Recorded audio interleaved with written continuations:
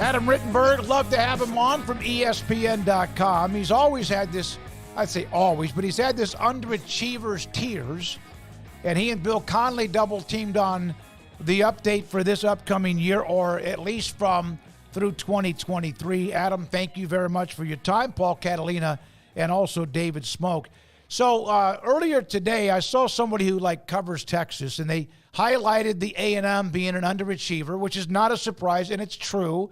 You have different tiers of underachieving, and I mentioned that had it not been last year, then UT would probably be someone at some point in the last decade that could have been a part of the underachieving list, and they lost their mind because they thought I was comparing them to A&M, which I was not doing because people never read anything on Twitter. Did Texas take themselves out of contention for an underachiever because of last year? Yeah, great to be with you, Smokey. And honestly, they were in these tiers a year ago, I believe. I have to go back and check last year's version, and certainly could have still been in the tiers. I mean, we have Ohio State in there for not winning a national championship, now for 10 years. Florida State's in there. So, again, Texas certainly has taken steps forward towards achieving its potential, but, one playoff appearance, in the minds of many is not enough to erase, years of clear underachievement, given the university, its stature in the state, its history, the resources that are around Texas, and the fact that they, as they're showing here lately, can be a huge player in NIL. So, definitely a team that we, could have or should have included, but one that certainly helped its stock last year. Well, you did mention Texas A&M in the column, and I think they feel as fans, I think they would agree with you as fans, that they are underachieving, especially given the amount of resources that they pour into it. I would say they've gotten less and spent more than most any program in the country. Am I far off on that? No. I mean, honestly, we tried to mix up this year's version, got Bill Connolly involved and some of his numbers, in part just to avoid a repeat of the last 2 years where it was A&M was the lead program. And, they are still the lead program until they start to achieve at a higher level, but in the interest of variety, we kind of mixed it up a little bit. They're still there. And, again, I think I put it in their capsule. They're still the most glaring example of underachievement in the sport. Just as Georgia was. I mean, Georgia was the inspiration for this series, guys, a few years ago because they hadn't won a national championship in my lifetime, and then they won 2 in a row, and they clearly took themselves off of that top line. But A&M, again, resources, great location, tremendous fan base, huge stadium. They have everything you could want, and yet for other different reasons over the years, it's not translated to meaningful success. They haven't won a league title, as you guys know, since the 90s, and then no national title since before World War II. So it's just again, it doesn't mean that obviously you want money, you want resources, you want support, but it doesn't automatically mean you're going to achieve your potential. And we'll see if Mike Elko can change that description around the Aggies. Penn State has done well, but when I saw this, their last conference title was 8 years ago. National title, the last one was in '86. That's when Paterno was still entrenched as their head coach. They're good, and yet they're kind of like the other kid in the room, right? Because of what Ohio State usually does, and then now here comes Michigan with their surge. How frustrated is it for James Franklin and Nittany Lions fans? It's really frustrating. I mean, again, the record is 3-17 against AP top 10 teams, and a number of those losses have come against Ohio State and Michigan, especially here lately.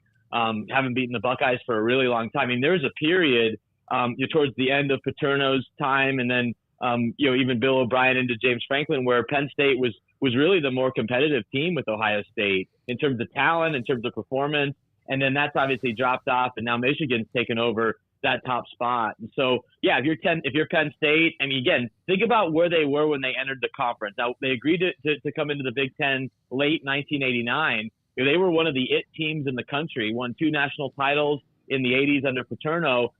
After they come into the Big Ten, only 3 conference titles total, no playoff appearances. Again, a lot of good seasons, a lot of 10-2s and 9-3s, and a lot of teams would love to trade places with them. But, in terms of achieving to their potential, they absolutely need to start making the playoff. And I was encouraged by what I heard from James at Big Ten Media Days, where he spelled it out. He said, listen, people around here are not happy when you win 10 or 11 games. He knows that the standard, especially with more opportunities, will be making the playoff every year. And one thing that they should benefit from is that there are more slots. And so even if they lose to Ohio State, for example, this year on the road, they can still get into the playoff. It felt like their entire season was shaped by those two games, and they haven't won those games lately. So this year they could even stumble to the Buckeyes as long as they win their other games and still get into the field. Adam, Florida is on your list, and it won't be any easier for this year because their schedule is absolutely maybe as hard as anybody else, if not the hardest in the country. Napier, of course, their people are squirming about him. They probably will make this list next year too. Well, yeah, I mean, they're on there for CFP no-show, and they are absolutely underachieving. Really since the end of Urban Meyer's time, they did have brief success with Will Muschamp, early success with Dan Mullen, but it's been a kind of a revolving door of coaches that could continue if they don't kind of exceed some expectations. Honestly, this year with the schedule that you outlined, I mean, the fact that they have Miami, FSU, and UCF out of conference in the same year. Miami, which should be better. I know they were in the top 25 coaches poll today. UCF, I think, is a sneaky good team in the Big 12, and it's sort of one of their Super Bowls that they get to go to Gainesville. So it's going to be a real challenge for Billy and that team. But we'll see if they can turn a corner.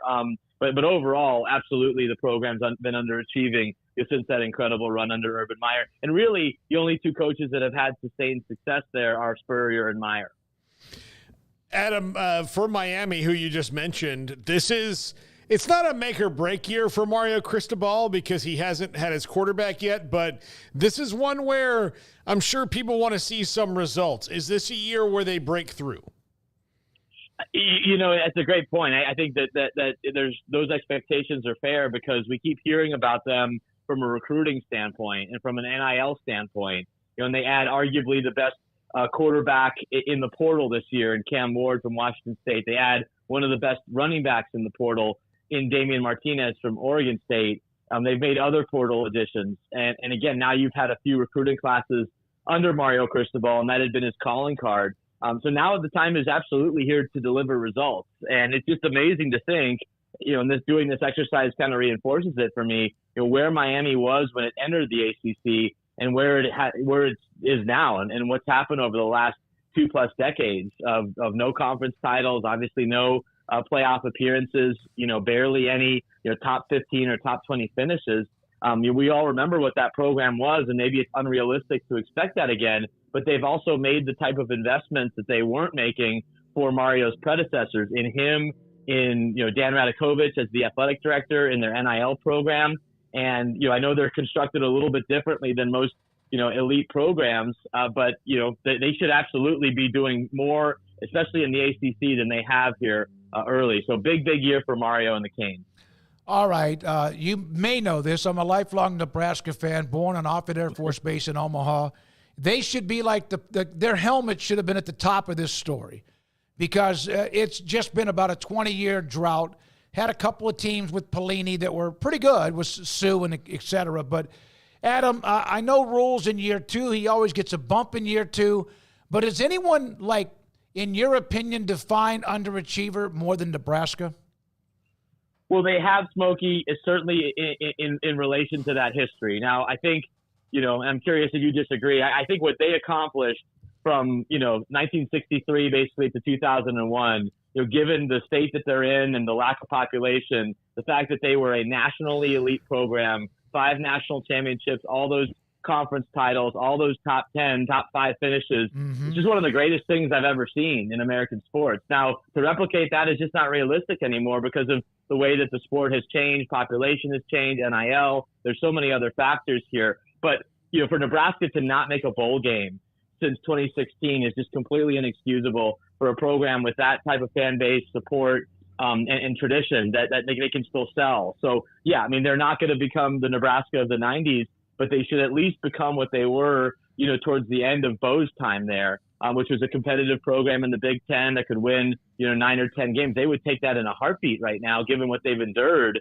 really since they got rid of Bo. So It's been an absolutely miserable decade. If I were to give you 5 options for how Nebraska's, first decade plus would go in the Big Ten, and I gave you a worst option, this would have been worse than the worst option. Yeah, no question. As far as how they perform in this league. And it really goes back to a lack of leadership and a lot of different changes there. Coach and athletic director, they hope they found the right combination now with Matt Rule and then Troy Dannon obviously coming over as the AD. Yeah, they forgot how to win. They looked for something bad to happen, which is what teams that normally don't win much, they look for how can we lose, and my God, they have found many, many ways. Adam Rittenberg with us, ESPN.com on 365 Sports. Adam, are you guys going to do the overachieving teams? Is there a yin to this yang?